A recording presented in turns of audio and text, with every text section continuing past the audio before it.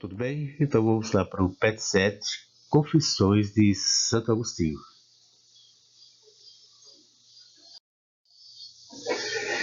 Agostinho, filósofo que viveu entre o século IV e o século V depois de Cristo, no ano de 354 a 430.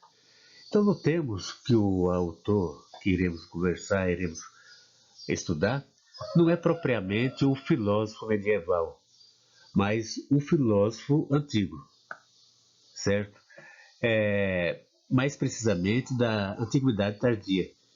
Agostinho, ele é, contudo, tratado como um dos principais pensadores da Idade Média, porque a filosofia medieval ocidental guarda enorme influência sua, quando não bebe diretamente nele como fonte de reflexão filosófica cristã. Então, para mensurar a fortuna histórica de sua síntese entre filosofia e religião, procuremos situar Agostinho na Antiguidade Tardia, notadamente no período de decadência do Império Romano, ou seja, do Baixo Império. Então, Agostinho era cidadão romano, nascido no norte da África, território romano, tendo tido uma rica formação clássica, de matriz pagã. Então, isso significa que ele está em diálogo com a sua cultura clássica. Com Virgílio, grandes nomes, no caso Virgílio, Ovídio, César, Cícero, entre outros autores que compunham o ambiente de Roma, dos quais, cada vez mais ao longo de sua obra, ele vai o quê? Se distanciar em proveito de sua reflexão sobre o cristianismo. Mas Agostinho também sofreu enorme influência da filosofia grega, notadamente do platonismo, com destaque para o neoplatonismo de Plotino.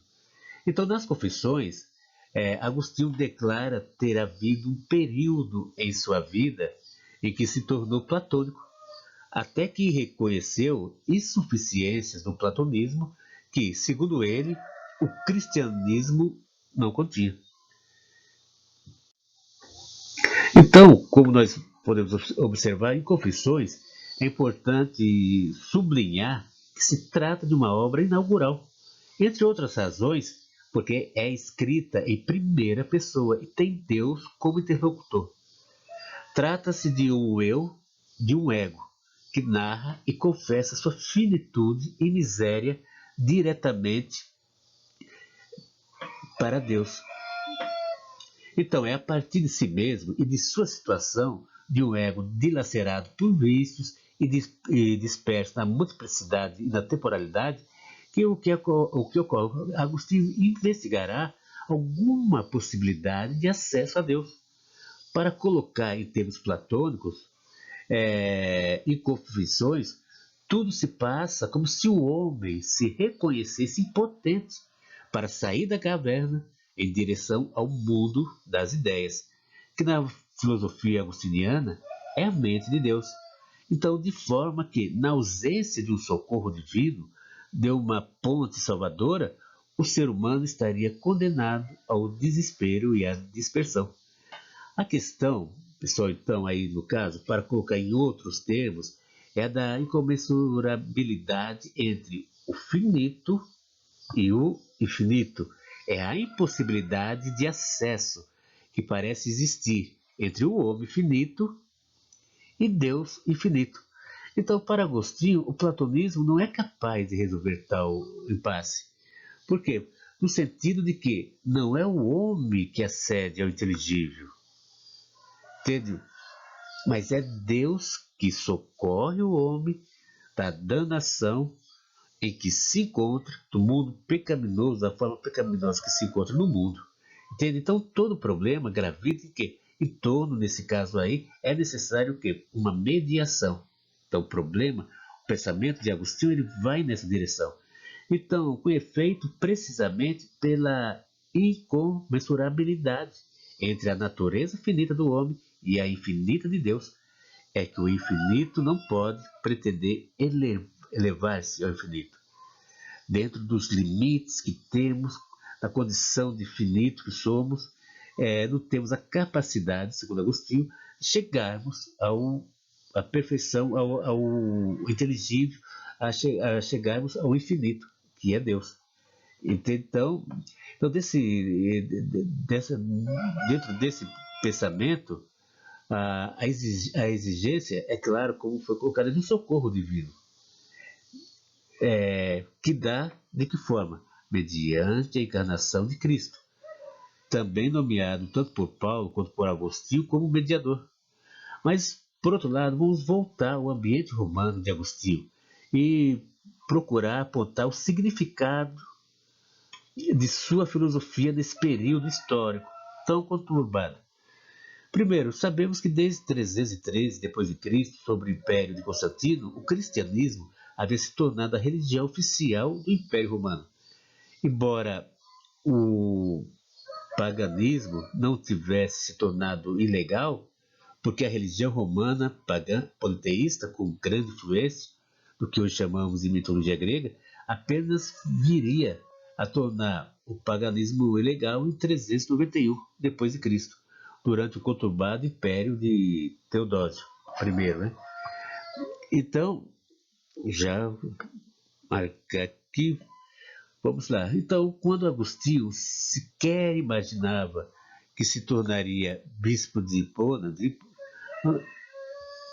e tomaria parte em questões políticas decisivas para o império e para a institucionalização da igreja, o fato é que o paganismo ainda continuava com grande penetração social no tempo de Agostinho, e em meio, principalmente, a pessoas que tinham um certo conhecimento, um certo poder aquisitivo, um certo poder, mesmo a pessoas letradas.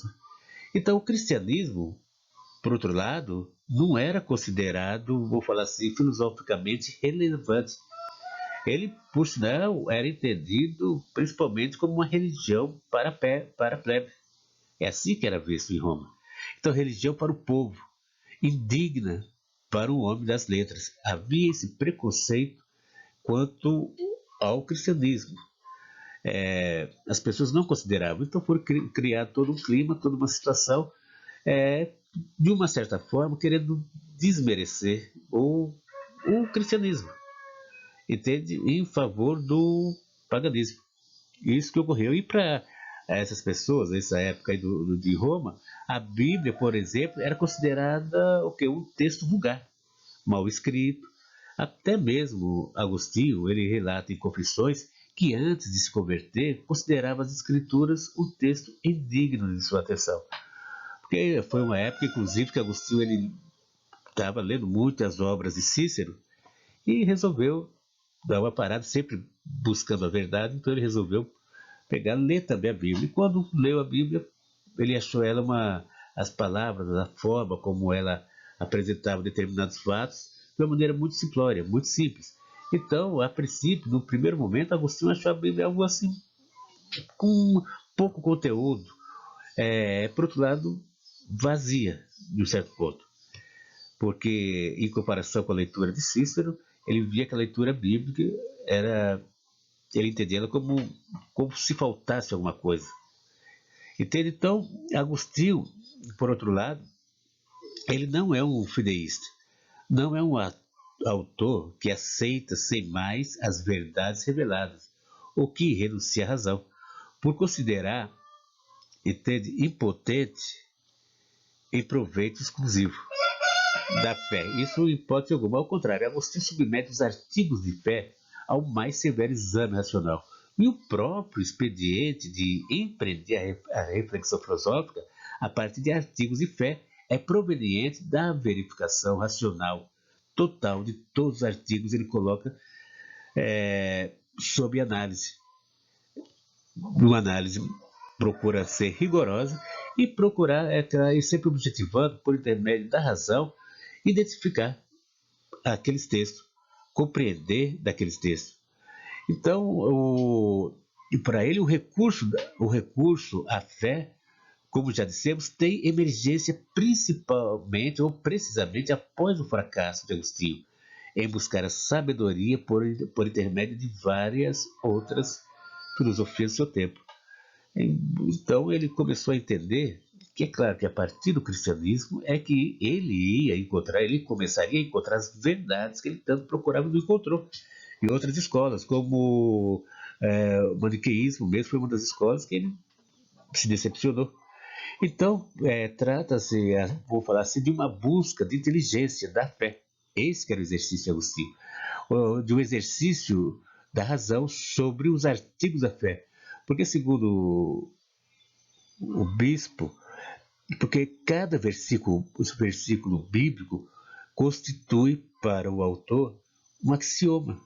E o conjunto de versículos, as escrituras, constitui o quê? O sistema perfeito de manifestação do próprio verbo. É a tradução latina de logos.